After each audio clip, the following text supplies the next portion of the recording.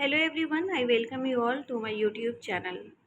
आज हम बात करेंगे IBPS AFO 2024 जो अभी आपका एग्ज़ाम आने वाला है प्री का, उसके बारे में कि क्वांटिटेटिव एप्टीट्यूड का क्या आपका स्ट्रेटजी होना चाहिए। आप देखो, बहुत सारे ऐसे स्टूडेंट होंगे जिनका रीजनिंग अच्छा होता है, इंग्लिश भी ठीक होता है, पर क्वांट में वो अटक जाते हैं किसी न किसी वजह से। तो आपको ज़्यादा कुछ नहीं करना है। क्वांटिटेटिव एप्टीट्यूड में आप सिलेक्टेड कुछ टॉपिक्स हैं जिस पे आप अच्छे से कमांड रखो, सारा पढ़ने की ज़रूरत नहीं है, और उससे आपका सिलेक्शन ही नहीं हो सकता, अच्छे मार्क्स भी आप ला सकते हैं। हालांकि सिलेक्शन से मतलब है प्री में, क्योंकि आपका ये मार्क्स कहीं जुड़ने नहीं जा रहा है, मेरिट नहीं बनाता, बस कट ऑफ क्रॉस करना होता है। लेकिन फिर भी इस बार का मैं बता रही हूँ कि सीट्स बहुत कम है, उसकी वजह से आपका कट ऑफ है वो काफ़ी ज़्यादा जाने वाली है। लाइक अभी आप देख रहे हो कि सबसे ज़्यादा कट ऑफ कब गया था, तो 2020 में गया था 40.88।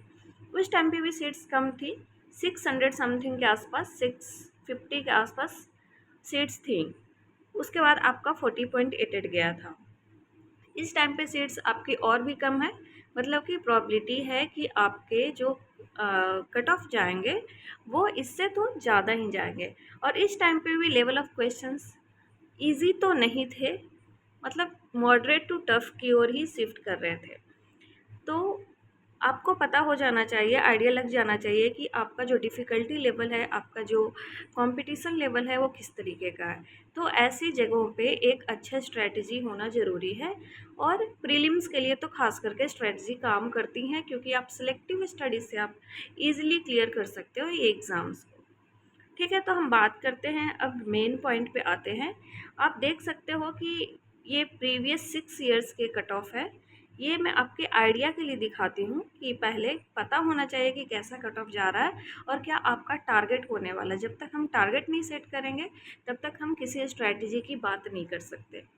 तो आप देख सकते हो कि आपको जो लेके आना है क्वांट में, वो आप देखो सबसे ज़्यादा 2019 में, और उसमें पेपर थोड़े इजी थे आपके क्वांट के, तो उस टाइम पे 11.5 गया था इसका sectional cut off. Overall cut off तो जो 36 गया था, तो सेक्शनल कट ऑफ इतना आपका गया था। यदि आप इतना ले के आते हो तभी आप उस सेक्शन में क्रॉस करोगे। यदि आप पूरे मिला के 37 38 लेके भी आ गए और इसमें कम हो गया तो आप क्रॉस नहीं कर सकते। तो इस बार का कट ऑफ का अंदाज़ा ऐसे नहीं लगाया जा सकता जब तक कि आप एग्ज़ाम नहीं दे लें। जो लेवल ऑफ क्वेश्चंस कितने डिफ़िकल्ट है उससे सेक्शनल कट ऑफ डिसाइड होगा, लेकिन ओवरऑल कट ऑफ का तो पता है कि पहले से ज़्यादा जाएगा। अब बात करते हैं टॉपिक वाइज वेटेज की। इसमें हमने 4 ईयर का कलेक्शन रखा है। तो इन 4 ईयर्स का आप देख के ये पता कर सकते हो कि किस टॉपिक से कितने क्वेश्चंस आ रहे हैं और किसको कितना वेटेज दिया जाना चाहिए। और डिफ़िकल्टी लेवल पे अभी हम थोड़ी देर में बात करेंगे, क्या क्या आपको करके जाना है, क्या छोड़ के जाना है, इस पे भी हम बात करेंगे। इंग्लिश का हमने ऑलरेडी बात कर लिया है। यदि आप इंग्लिश में किसी तरीके से वीक है तो आप उसे जाके देख सकते हैं कि किस तरीके से आप इंग्लिश को प्रिपेयर कर सकते हैं। अब बात करते हैं क्वांट का। आप देख लो, अभी जो टॉपिक है इसमें सबसे ज़्यादा जो क्वेश्चंस आते हैं वो डेटा इंटरप्रिटेशन से आते हैं, जिसको हम लोग शॉर्ट में DI बोलते हैं। तो DI से सबसे ज़्यादा क्वेश्चंस हैं। 23 में आप देख लो 3 DI आए थे 5-5 मार्क्स के, मतलब कि ईच में 5 क्वेश्चंस थे, तो 15 DI थे। 22 में 20 थे, 21 में 15 थे, एंड 2020 में भी 15 थे। मतलब कि 15 तो मिनिमम होता ही है, 3 DI तो मिनिमम होता ही है, कभी कभार 4 भी आ जाते हैं। मतलब ये हुआ कि DI को छोड़ के नहीं जाना चाहिए, और DI करने में इतना ज़्यादा टफ नहीं होता है कि आप इसको नहीं कर सकते। अब DI करने के लिए आपको ज़रूरत क्या क्या चीज़ की होगी, ये टूल्स कहाँ से आएंगे, इसके बारे में भी बात करेंगे। उसके पहले जान लें कि missing and wrong number series, यदि आपने इस पर प्रैक्टिस किया तो इसको भी ईजिली किया जा सकता है। और आप देख सकते हो कि कंटिन्यूसली 4 ईयर्स से आपके और उसके भी पहले आते रहे हैं मिसिंग या रॉन्ग नंबर सीरीज से क्वेश्चन। ठीक है, अप्रॉक्सीमेशन बहुत ईजी है, ये तो बेसिक्स है मैथ्स का। यदि ये नहीं कर पाए तो फिर और एडवांस मैथ्स की तो बात ही नहीं कर सकते हम। तो अप्रॉक्सीमेशन है, इसको तो नहीं छोड़ के आ सकते, ये आपको करके ही आना है। आपका इस कुछ स्ट्रैटेजी है जो कि आपके एग्जामिनेशन हॉल में अप्लाई होने चाहिए, तब आपके मार्क्स आ जाएंगे। वो क्या है, इस पे बात करेंगे। तो अप्रॉक्सीमेशन आप देखो 5 से 6 नंबर का अप्रॉक्सीमेशन हमेशा आता है, ठीक है। अब बात करते हैं इसके बाद क्वाड्रेटिक इक्वेशन का। क्वाड्रेटिक इक्वेशन भी इजी ही होता है। यदि आपके पास एक बार ट्रिक पता चल गया और उस पर आपने 10-15 क्वाड्रेटिक इक्वेशन का आपने प्रैक्टिस कर लिया तो आप इजीली इसको करके आ सकते हैं। कैसलेट टफ होता है थोड़ा, जब तक आपको समझ ना आ जाए, तो इसको करके जाने की ज़रूरत नहीं है। हमने बोला था कि हम सिलेक्टिव बात करेंगे, तो सिलेक्टिव में हमने इसको हटा दिया। क्वांटिटी 1 एंड क्वांटिटी 2 का है। इसमें से यदि 2-3 क्वेश्चंस आ रहे हैं तो कभी कभी इजी भी आ जाते हैं, कभी टफ भी आ जाते हैं। तो अकॉर्डिंगली जो एग्जामिनेशन हॉल में वो आपका डिसाइड करना काम है कि उसको अटेम्प्ट करना है या नहीं करना है। टाइम कंज्यूमिंग है तो नहीं करना है, ठीक है।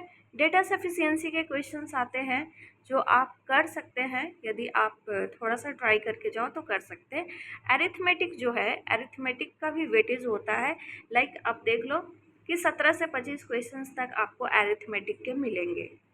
लेकिन बात यह है कि अरिथमेटिक बहुत ही टाइम कंज्यूमिंग है और उसके लिए आपका प्रिपरेशन भी अच्छा होना चाहिए। यदि आप उतना प्रिपरेशन कर पाते हैं तो वेल एंड गुड, नहीं कर पाते हैं तो कुछ सेलेक्टिव टॉपिक्स है, बस उतना ही करके जाना है, ठीक है। अब बात करते हैं हम लोग कि स्ट्रेटजी की हमें एग्जामिनेशन हॉल में क्या अप्लाई करना है। तो 2-3 बातें हैं जो आपको ध्यान में रखनी है।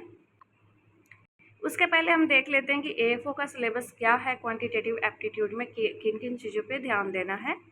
तो सबसे पहले तो नंबर सीरीज़ है आपका। नंबर सीरीज़ आप कर सकते हैं, इसमें ग्रीन फ्लैग है, आप इसको ज़रूर करके जाएं। डेटा इंटरप्रिटेशन आपको बिल्कुल करके जाना चाहिए और इसके लिए ज़रूरी क्या है इसकी बात कर रही थी मैं। तो इसके लिए आपको पता होना चाहिए रेशियो।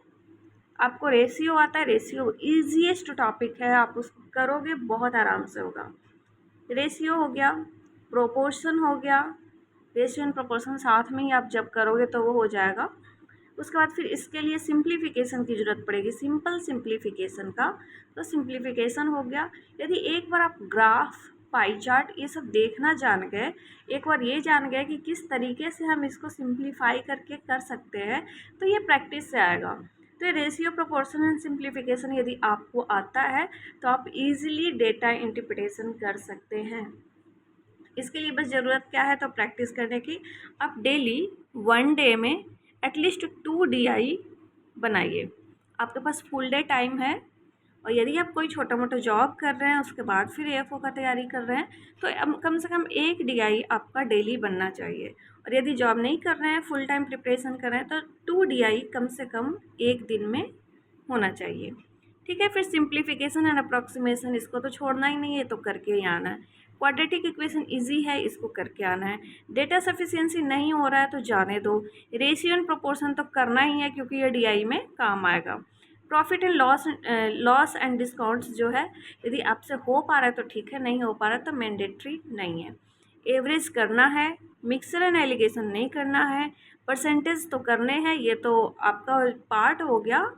जो सिंप्लीफिकेशन एंड अप्रॉक्सीमेशन उसी का एक छोटा सा पार्ट हो गया। परसेंटेज जनरली हो जाता है, लेकिन इसमें भी 2 तरह के क्वेश्चंस आते हैं। कभी कभी तो इजी वाले आ जाते हैं सिंपल परसेंटेज निकालने को, और कभी कभी इनडायरेक्ट क्वेश्चन भी आते हैं, तो ये आपको देखना है। टाइम एंड वर्क ओके है, नहीं हो रहा है तो जाने देना है। सिंपल एंड कंपाउंड इंटरेस्ट जाने दो। टाइम एंड डिस्टेंस जनरली हो जाता है तो इसको करो।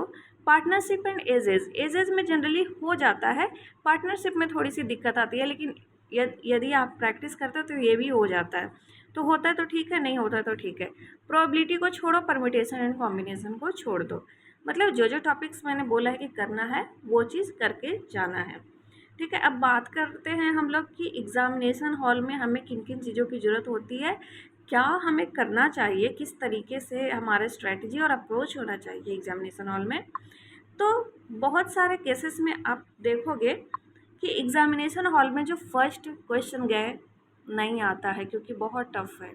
सेकंड क्वेश्चन है वो भी अरिथमेटिक का आ गया, नहीं आता है। थर्ड हो गया, वो भी नहीं आता। मतलब 5 क्वेश्चन तक पहुंच गए, हमें कुछ नहीं आता।